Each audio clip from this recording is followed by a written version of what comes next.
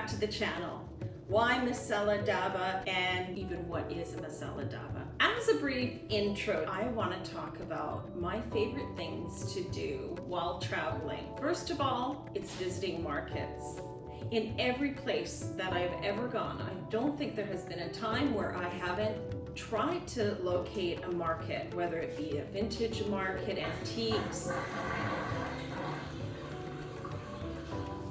a shopping, handcraft market, food markets, and along with food markets are always a selection of spices that are native to the country, but also exotic spices.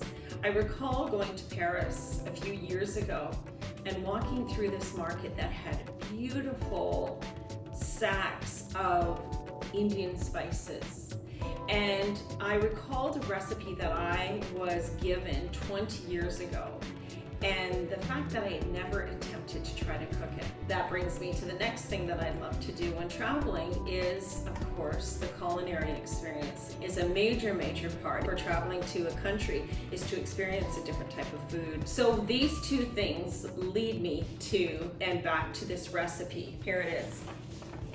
It's 20 years old, and I know this because I was pregnant with my son when I went to an office potluck. The amazing thing these days is that we have a melting pot of cultures in our offices. And along with a very North American potluck type of dinner, it comes with an array of choice. 20 years ago, this happened. One of the Indian co-workers brought in his wife's butter chicken. My friend and I had a hard time stopping eating it. We went back for seconds. We were so in love with this butter chicken that we asked him to please interview his wife and ask how she made this. So this is the actual note that he brought back to the office. And I have little notes on the side because at the time I remember asking him, what is zira?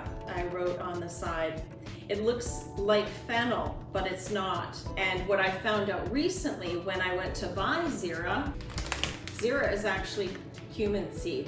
And now I have probably 25 years of cooking and trying out and building my spice cupboard. So I felt like I would decipher this recipe, and also I thought this would be not only for myself a beautiful Masala Dabba, which is a spice box. It's an Indian spice box. I thought this would be a great gift, and I have friends that are foodies. I hope that my friends are interested in it as well. So I thought I would make some extras and give them out for Christmas.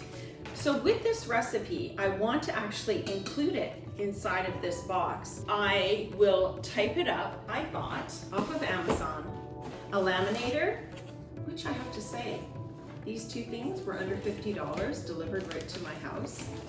And I'm going to laminate a cute card and include it. I hope, maybe I'll tell them to watch my channel, and maybe I should make videos in January. Maybe I'll make the butter chicken recipe. Masala Dabba spice box. What is it? So what it is, this is what they look like. And I will just show you how it comes. This is untouched. Comes with a little spoon. I've noticed some of them come with spoons and some of them don't. There's always a secondary lid to press on top of the little pots that come with and inside of the cube. And each one of these is going to hold a spice. It also comes with another lid, or the actual, I guess for transportation, they didn't include the knob. I will put that on. I will also, I've got a bit of a production line. I'm taking all the plastic off and I'm assembling each of the boxes and washing them, assembling so they are ready to put the spice in. How pretty. I have watched Indian cooks and I have seen this, and I was quite enamored with this whole system of having your spice box and being able to just do this very quickly. So I thought it would be fun to actually build these Masala Dabba boxes with you. This is the one I got myself because it's larger. I know I'm gonna love this. So I got a larger one, where I got as the gift item, I got one that's just a little bit smaller.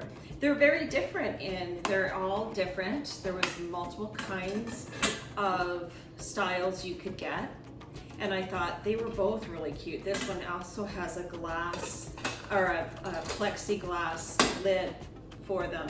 So I imagine they have to be stored like this. So in fact, I have a long skinny storage unit, so I'm going to have to put mine in my pantry, which is fine. The spices just like that, and then you double seal the Masala Dabba spice box. It's like that, and mine's a little different. Mine has 2 layers of chrome. Why? Why do Indian cooks have their spices like this? Well, my research told me that they want the spices to marry together, and it's to do with timing.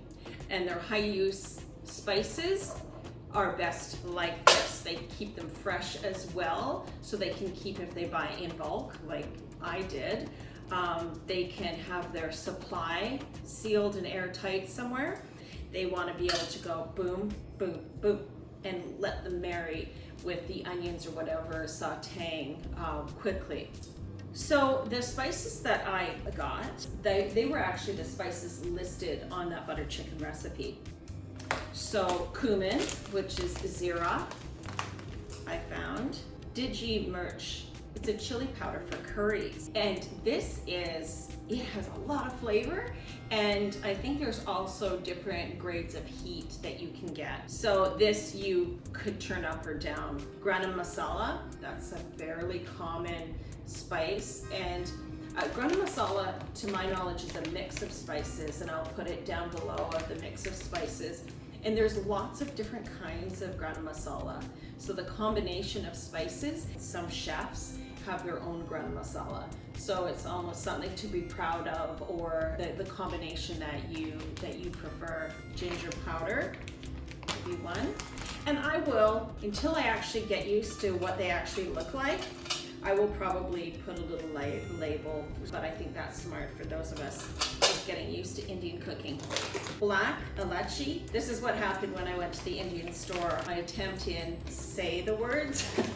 The lady at the shop just grabbed my phone and said, "Here, I'll get what you need." Cloves. And some of these get ground up. And turmeric. Oh my goodness, isn't that beautiful? Everybody usually has some of this. Turmeric is so hot. Anti-inflammatory. I think it's an antioxidant as well. I will probably label this first, so it's easy to label, and then I will show you some of that footage. I will take a shot of what it looks like at the end. Perhaps it'll be tomorrow or the next day.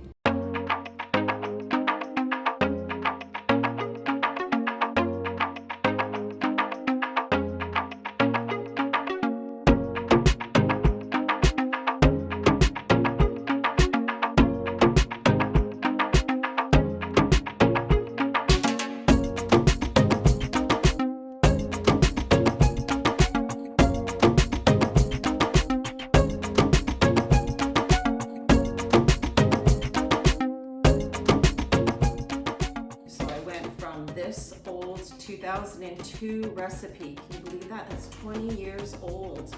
An old recipe that I'd never taken on, especially as a younger woman. So I went from this to this, and you kind of saw the process where I actually redid the recipe, put a personal note, put namaste, and that will go with the spice boxes that are all ready for them. Food shared with great friends and family. This is all that is needed in life. And I truly believe that. So beautiful and so aromatic. It's very nice, and it does have you craving good food when you smell. Everyone, I hope you enjoyed that, and I hope I inspired you to, one, maybe create a Masala Dabba for yourself, and two, to try Indian cooking. Thanks everyone, see you next time.